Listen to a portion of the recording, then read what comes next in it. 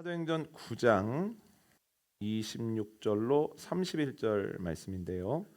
한 절씩 교독하고 마지막 절은 함께 읽겠습니다. 제가 먼저 읽습니다. 사울이 예루살렘에 가서 제자들을 사귀고자 하나 다 두려워하여 그가 제자됨을 믿지 아니하니 바나바가 데리고 사도들에게 가서 그가 길에서 어떻게 주를 보았는지와 주께서 그에게 말씀하신 일과 담에게서 어떻게 예수의 이름으로 담대히 말하였는지를 전하니라.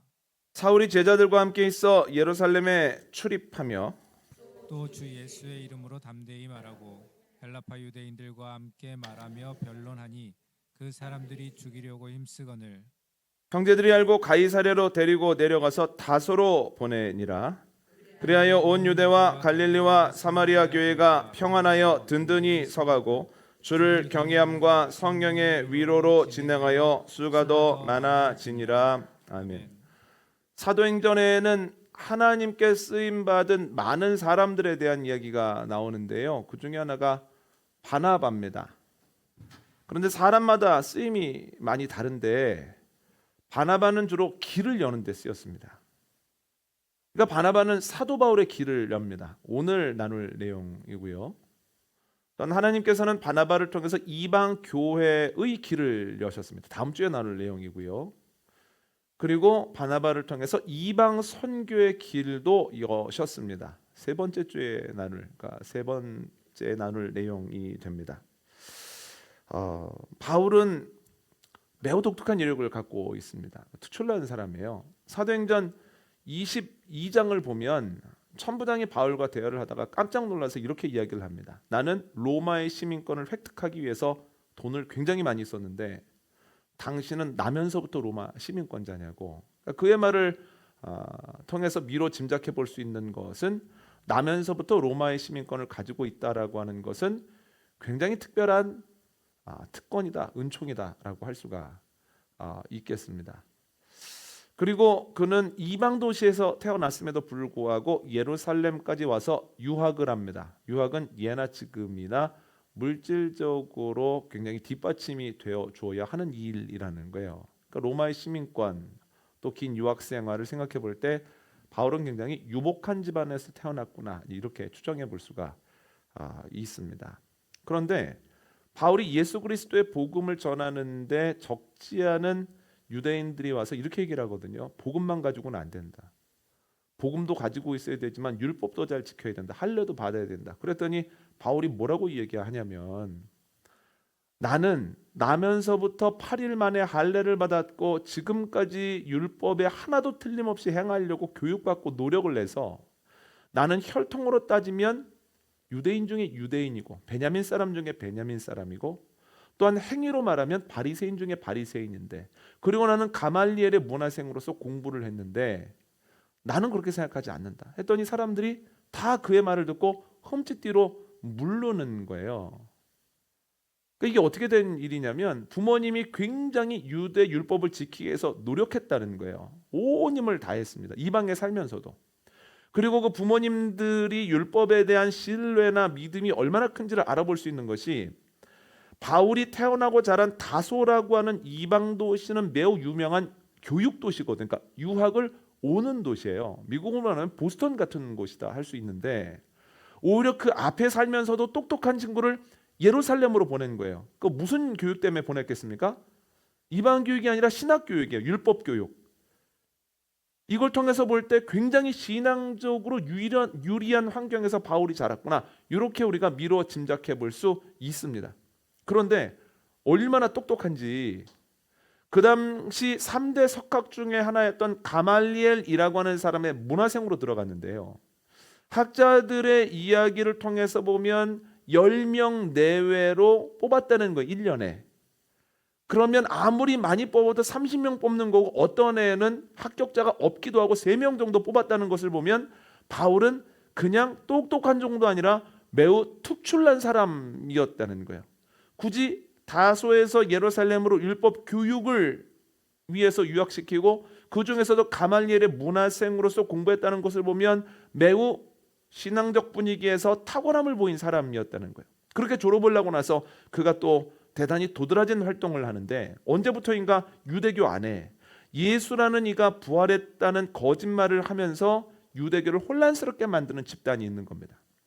그때부터 바울이 그들을 박해하기 시작하는데, 얼마나 열심히 하고 얼마나 도드라진 성과를 냈으면 성경은 바울이 예루살렘 교회를 잔멸했다, 완전히 산산조각냈다라고 표현을 하거든요. 그러니까 그의 혈통으로 보나 그가 공부한 이력으로 보나 지금까지 그가 했던 여러 가지 일들의 열매로 보나 모든 사람들이 주목하는 사람이 되는 거예요. 바울을 모르는 사람이 없는 거예요. 이제 거물이 되었습니다. 이게 어느 정도냐면 그가 속해 있는 바리새인 중에서도 특출난 사람이었지만 바리새인과 사이가 좋지 않은 사두개인들도 그를 무시하지 못했다는 거예요. 시간만 가면 그는 바리새인의 지도자가 될 거거든요. 아주 특출난. 그들이 무시하지 못한다는 걸 어떻게 아냐면 바울이 도망간 기독교인을 잡아오기 위해서 사두개인의 대장이었던 대제사장들에게 이야기를 합니다. 기독교인들을 잡아올 수 있는 권한을, 그 권리증을 나한테 좀 달라고. 그랬더니 평소 같으면 바리새인들이 와서 무엇인가를 이야기하면 듣지도 않을 텐데, 그런데 사두개인의 수장이었던 대제사장들이 알았다고 하면서 그 허가증을 내주더라는 거예요. 여러분, 그 허가증을 가지고 이제 다메섹으로 가고 있습니다. 그런데 가는 중에 전혀 예상하지 못한 일을 만납니다. 갑자기 너무나 밝은 빛이 바울과 그와 함께하는 사람들에게 쫙 하고 비치는데요. 그 밝음이 얼마나 대단한지 한낮의 밝음에 적응되어 있었던 눈도 감당하지 못하고 빛이 딱 비치는 순간 눈이 탁 멀어버립니다. 그리고 거기에 철푸덕 주저앉습니다. 깜짝 놀라서. 빛 속에서 음성이 들리는 거예요. 사울아 사울아, 바울의 옛 이름이죠. 사울아 사울아, 네가 나를 왜 박해하느냐, 핍박하느냐. 깜짝 놀라죠. 자기는 율법대로 지금까지 살았기 때문에 누구 어렵게 만든 일 없거든요.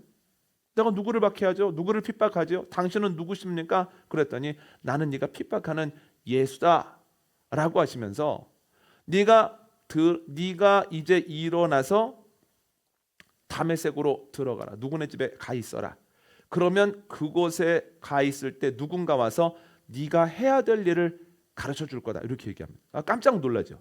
그 음성을 듣는 순간 세 가지를 알게 됐는데, 첫 번째는 예수가 부활했구나. 첫 번째. 두 번째, 부활한 예수가 나의 지금까지 행적을 다 알고 있구나. 세 번째, 그 부활한 예수가 내가 어떤 삶을 살아야 되는지 앞으로의 삶에 대한 계획을 가지고 있구나. 굉장한 충격을 받거든요. 그때부터 완전히 다른 삶을 살아가게 됩니다. 한번 읽어볼까요? 사도행전 9장 19절로 20절입니다. 함께 읽습니다. 시작. 음식을 먹음에 강건하여 지니라. 사울이 다메섹에 있는 제자들과 함께 며칠 있을새 즉시로 각 회당에서 예수가 하나님의 아들이심을 전파하니. 아멘. 방금 읽은 말씀을 보면 바울이 회심을 하고 난 다음에 바로 복음을 전한 것처럼 느껴지거든요. 그런데 갈라디아서 1장 말씀을 보면 그렇지 않습니다. 그가 눈이 멀어서 누군가의 집에 있습니다.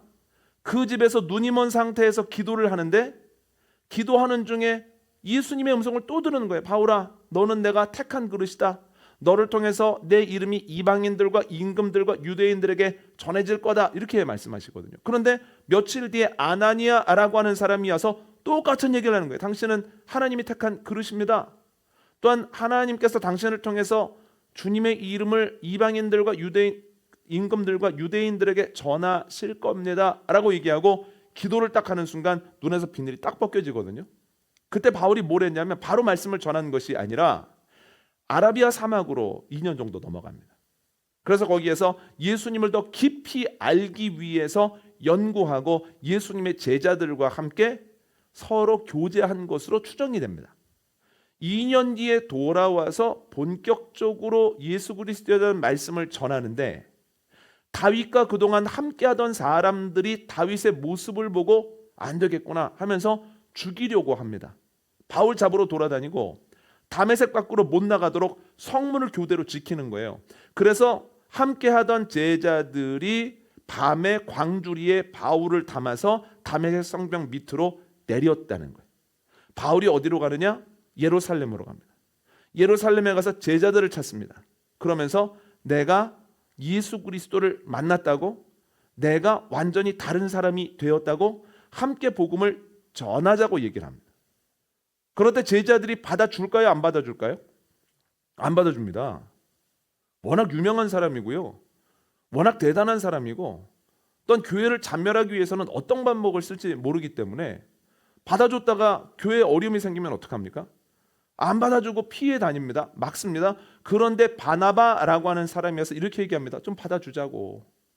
내가 신원 보증을 할 테니까 그를 좀 받아줬으면 좋겠다고 얘기를 하죠. 그래서 바울이 처음으로 신앙 공동체 안으로 들어오게 된 거예요. 그러니까 바나바가 바울이 신앙 공동체로 들어올 수 있도록 어떻게 한 겁니까? 길을 열어줬다라고 하는 거예요. 그런데 여러분, 여기에서만 길을 열어준 게 아닙니다. 신앙 공동체 안으로 들어왔는데 그가 복음을 전하는 중에 유대인들이 또 죽이려고 합니다.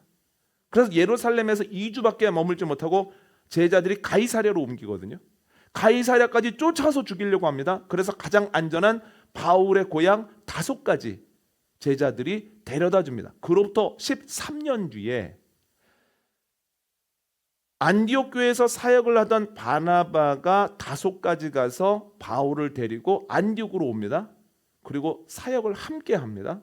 바나바가 바울의 사역의 길도 열어준 거예요. 신앙 공동체로도 들어오게 해주고 그가 사역도 시작할 수 있도록 해줬다는 거예요.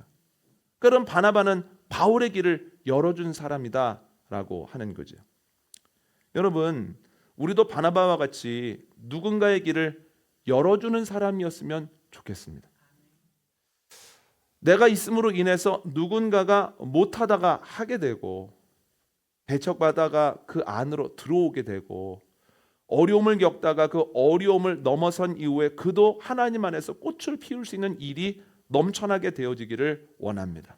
그런데 바울의 길을 열었던 바나바를 보면 오늘 본문에 두 가지 장점이 나오는데 오늘 이거 나누려고 합니다. 첫 번째는 그에게 어떤 장점이 있냐면 분별력이 있다는 거예요. 분별력. 오늘 본문 26절 27절 한번 읽어볼까요? 함께 읽습니다. 시작.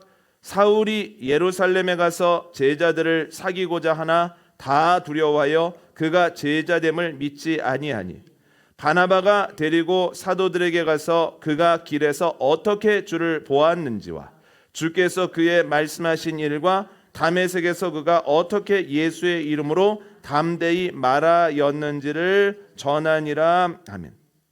바울이 바나바를 만나서 내가 어떻게 예수님을 만났는지, 예수님께서 자신에게 어떤 말씀을 하셨는지, 그 이후에 어떤 일들이 자신의 삶에서 일어났는지, 예전의 나와 지금의 나는 뭐가 다른지를 바나바에게 얘기를 해줍니다.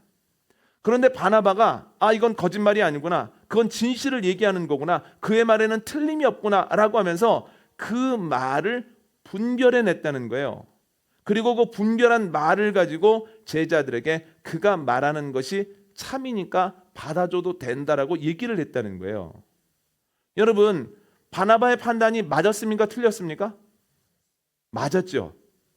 바나바의 분별력이 없었다면 그가 신앙 공동체 안으로 못 들어왔을 거예요. 왜냐하면 제자들은 똑같은 말을 들었음에도 불구하고 이게 참과 거짓인지 구분이 안 되니까 일단 자신을 지키기 위해서 밀어냈거든요.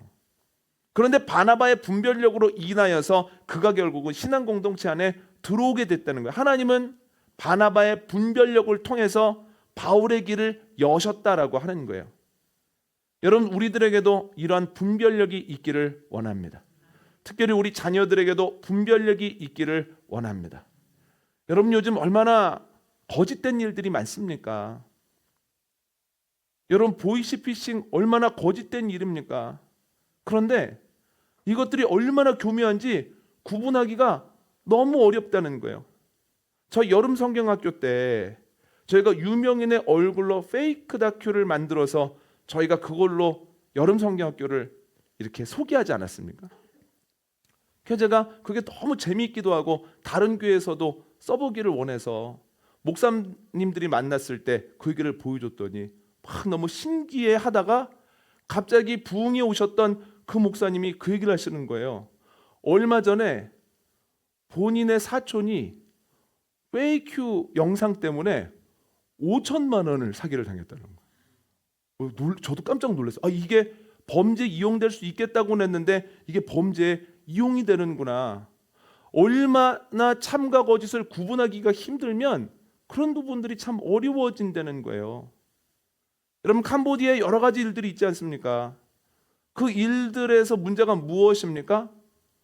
정말 거짓말인데 그 거짓말을 분별하지 못하는 가운데에서 엄청난 일들을 겪는 것을 보면 야, 참 세상이 악하고 세상이 악하면 악할수록 우리에게 필요한 것이 분별력이 아닌가?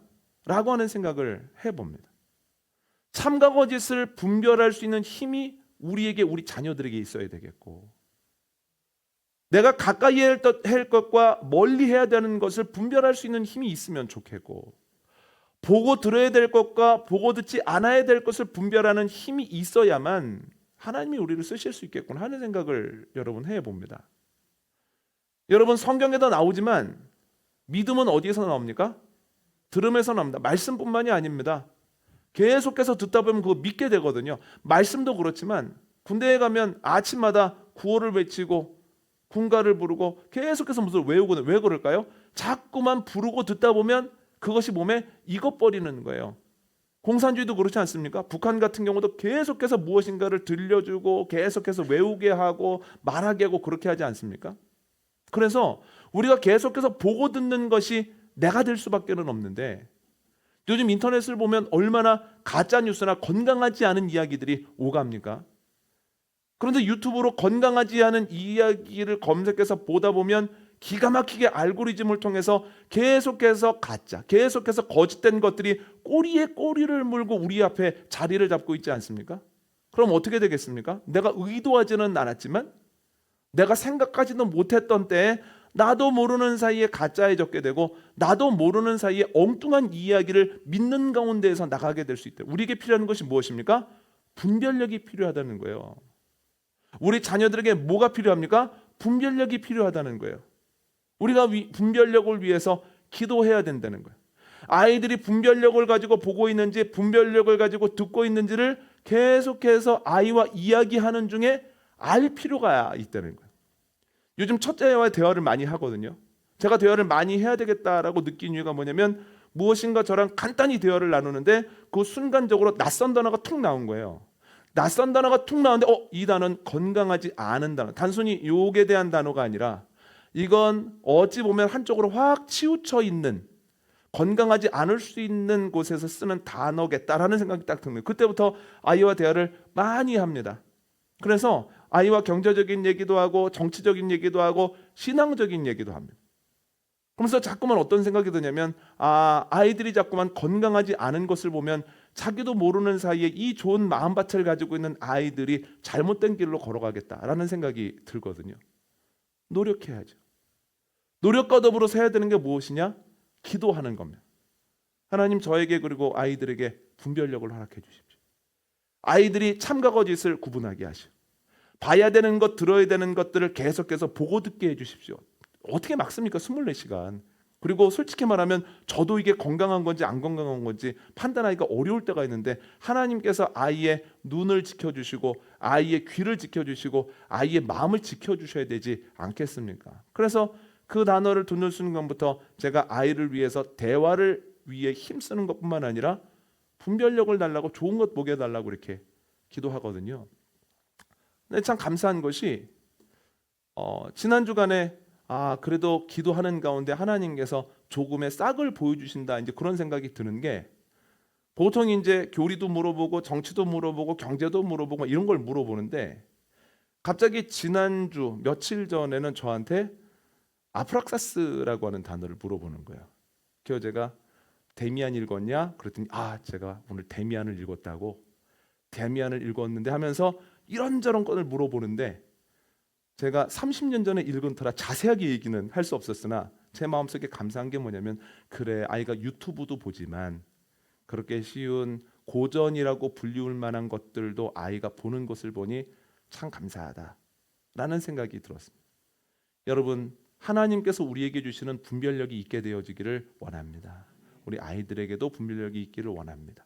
이것을 위해서 우리가 노력할 뿐만 아니라 난 하나님 분별력을 달라고 좋은 것을 보게 해달라고 기도할 때 뿌려질 때는 작은 씨앗이지만 거두어질 때는 큰 열매일 줄 믿습니다. 끝까지 분별하게 하시는 하나님의 은혜 우리에게 넘치기를 원하고 그러한 우리를 통해서 하나님의 나라가 확장되어지기를 원합니다. 두 번째는 뭐냐면 바나바에게는 영향력이 있었다는 거예요.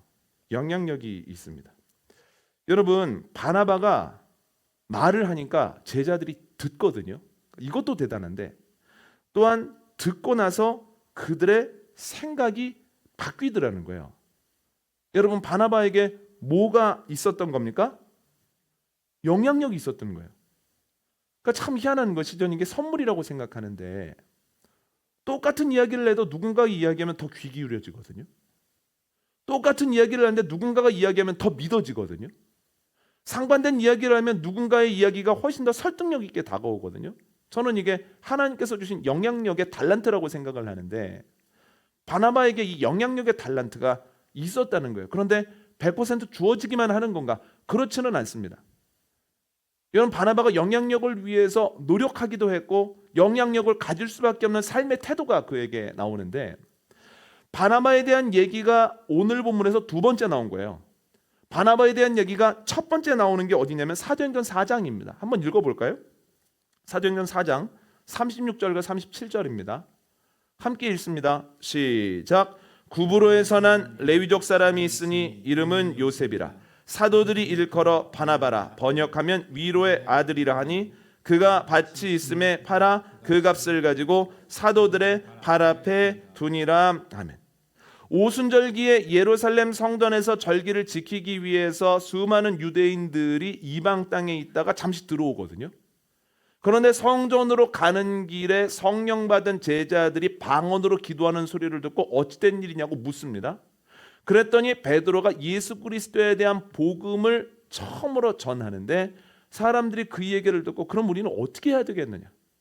예수 그리스도로 인하여 구원받으려면 우리가 어이할고 이렇게 얘기를 합니다. 그랬더니 베드로가 이렇게 얘기합니다. 회개하고 세례받고 성령을 선물로 받아라. 그날에 세례받은 사람만 3,000명입니다. 그 뒤로도 세례를 받습니다. 그 중에 상당수가 집에 돌아가는 것을 잠시 미루고 공동생활을 하면서 예수 그리스도에 대한 이야기를 듣기를 원하는 거예요.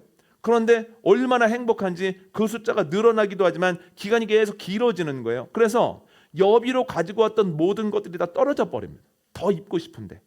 그랬을 때 어떤 결론을 내리냐면 여기 모인 사람 중에 내어놓을 것이 있다면 자신의 것을 팔아서 내어놓자라고 얘기를 하거든요. 그런데 바나바도 그 중에 하나 있다는 거예요. 바나바도 자신의 재산을 어느 정도 처분해서 공동체가 사용할 수 있도록 힘썼다는 거예요.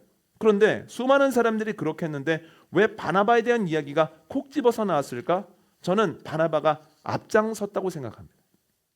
이런 방법이 있는데 주저주저 하고 있을 때 바나바가 내 소유 중에 일부를 여기를 위해 내놓겠다라고 이야기를 했을 때 사람들이 바나바를 보는 가운데서 나도 그럼 힘을 좀 보태야지, 나도 좀 해봐야지, 나도 좀 주님의 나라를 위해서 뭔가를 하는 것이 좋겠어 하는 가운데에서 그렇게 일이 진행되어 가더라는 거예요.